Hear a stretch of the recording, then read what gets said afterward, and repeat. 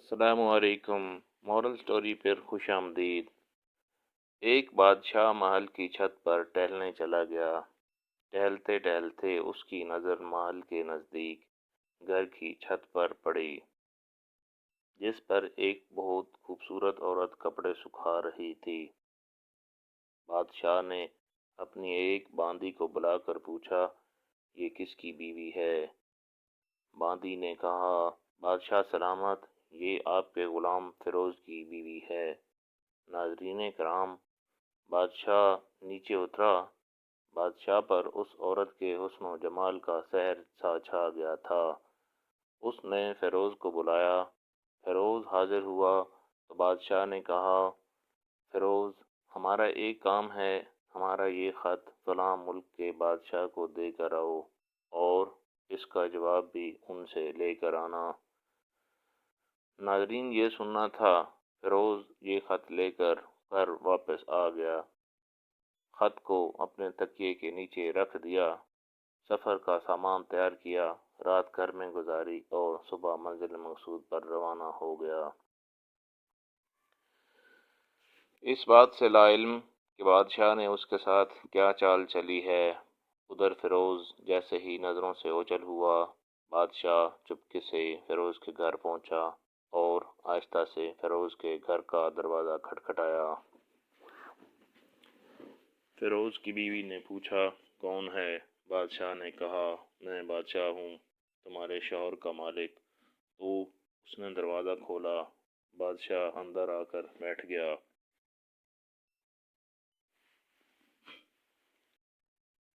فیروز کی بیوی نے حیران ہو کر کہا، آج بادشاہ سلامت یہاں ہمارے غریب خانے میں؟ بادشاہ نے کہا، میں یہاں مہمان بن کر آیا ہوں۔ فیروز کی بیوی نے بادشاہ کا مطلب سمجھ کر کہا، میں اللہ کی پناہ چاہتی ہوں آپ کے اس طرح آنے سے، جس میں مجھے کوئی خیر نظر نہیں آ رہی۔ بادشاہ نے غصے میں کہا، اے لڑکی، کیا کہہ رہی ہو تم؟ شاید تمہیں مجھ نے پہچانا نہیں۔ میں بادشاہ ہوں، تمہارے شوہر کا مالک۔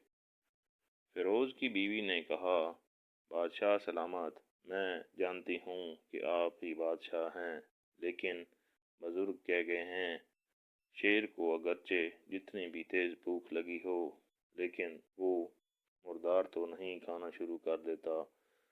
اور کہا، بادشاہ سلامت، تم اس کٹورے میں پانی پینے آ گئے ہو جس میں تمہارے کتے نے پانی پیا ہے۔ ناظرین اکرام، اس سے پہلے آپ کو یہ بتاتے چلیں کہ اگر آپ ہمارے چینل پہ نئے ہیں تو چینل کو ضرور سبسکرائب کریں اور اس ویڈیو کو بھی ضرور لائک، شیئر اور کامنٹ کریں۔ بادشاہ اس عورت کی باتوں سے بہت شرمسار ہوا اور اس کو چھوڑ کر واپس چلا گیا، لیکن اپنے چپل وہیں پر بھول گیا۔ یہ سب تو بادشاہ کی طرف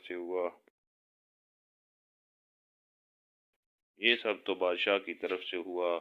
اب فیروز کو آدھے راستے میں یاد آیا کہ جو خط بادشاہ نے اسے دیا تھا وہ تو گھر پر ہی چھوڑ آیا ہے۔ اس نے گھوڑے کو تیزی سے واپس موڑا اور اپنے گھر کی طرف لپکا۔ فیروز اپنے گھر پہنچا تو تکیے کے نیچے سے خط نکالتے وقت اس کی نظر پلنگ کے نیچے پڑے بادشاہ کے نوال یعنی کہ چپل پر پڑی، جو وہ جلدی میں بھول گیا تھا۔ فیروز کا سر چکرا کر رہ گیا اور وہ سمجھ گیا کہ بادشاہ نے اس کو سفر پر صرف اس لیے بھیجا تاکہ وہ اپنا مطلب پورا کر سکے۔ فیروز کسی کو کچھ بتائے بغیر چپ چاپ گھر سے نکلا۔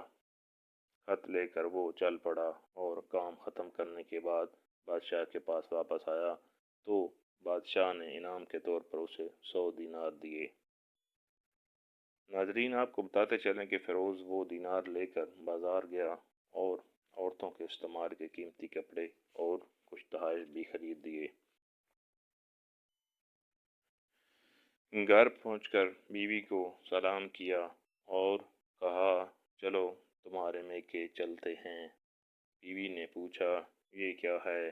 بادشاہ نے انعام دیا ہے اور میں چاہتا ہوں کہ یہ پہن کر اپنے گھر والوں کو بھی دکھاؤ۔ بیوی جیسے آپ چاہیں۔ بیوی تیار ہو گئی اور اپنے والدین کے گھر اپنے شوہر کے ساتھ روانہ ہوئی۔ داماد اور بیٹی اور ان کے لائے لائے تحائف کو دیکھ کر وہ لوگ بہت خوش ہوئے۔ فیروز بیوی کو چھوڑ کر واپس آ گیا اور 1 مہینہ گزرنے کے باوجود واپس نہ بیوی کا پوچھا اور نہ اس کو واپس بلایا۔ پھر کچھ دن بعد اس کے سالے اس سے ملنے آئے اور اس سے پوچھا، فیروز آپ ہمیں ہماری بہن سے غصے اور ناراضگی کی وجہ بتائیں یا پھر ہم آپ کو قاضی کے سامنے پیش کر دیں گے۔ یہ سن کر ناظرین فیروز نے کہا، اگر تم چاہو تو ایسا کر لو، لیکن میرے ذمے اس کا ایسا کوئی حق باقی نہیں ہے جو میں نے ادا نہ کیا ہو۔ ناظرین اس وقت قاضیوں کا دور ہوتا تھا۔ وہ لوگ اپنا کیس قاضی کے پاس لے گئے تو قاضی نے فیروز کو بلایا۔ قاضی اس وقت بادشاہ کے پاس بیٹھا ہوا تھا۔ لڑکی کے بھائیوں نے کہا، اللہ بادشاہ سلامت اور قاضی القضاء کو قائم و دائم رکھے۔ قاضی صاحب، ہم نے ایک سرسبز باغ، درخت، پھلوں سے بھرے ہوئے اور ساتھ میں میٹھے پانی کا کنواں اس شخص کے حوالے میں دیا تو اس شخص نے ہمارا باغ اجاڑ دیا، سارے پھل کھا لیے، درخت کاٹ لیے اور کنویں خراب کر کے اس کو بند کر دیا۔ یہ سننا تھا۔ قاضی فیروز کی طرف متوجہ ہو کر پوچھا، ہاں تو لڑکے تم کیا کہتے ہو اس بارے میں؟ فیروز نے کہا، قاضی صاحب جو باغ مجھے دیا گیا تھا وہ اس سے بہتر حالت میں نے انہیں واپس کیا۔ قاضی نے پوچھا کہ کیا اس نے باغ تمہارے حوالے ویسی ہی حالت واپس کیا ہے جیسا پہلے تھا؟ انہوں نے کہا، ہاں ویسے ہی حالت میں واپس کیا ہے، لیکن ہم اس سے باغ واپس کرنے کی وجہ پوچھنا چاہتے ہیں۔ قاضی صاحب نے فرمایا، ہاں فیروز تم کیا کہنا چاہتے ہو اس بارے میں؟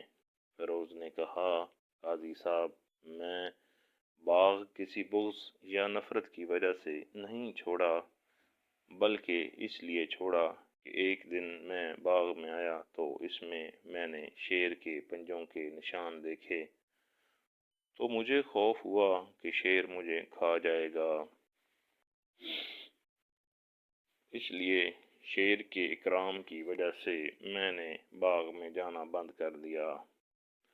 بادشاہ جو ٹیک لگائے یہ سب کچھ سن رہا تھا اور اٹھ کر بیٹھ گیا اور کہا، فیروز اپنے باغ کی طرف امن اور مطمئن ہو کر جاؤ، واللہ اس میں کوئی شک نہیں کہ شیر تمہارے باغ میں آیا تھا، لیکن وہ وہاں پر نہ تو کوئی اثر چھوڑ سکا اور نہ کوئی پتا توڑ سکا اور نہ ہی کوئی پھل کھا سکا۔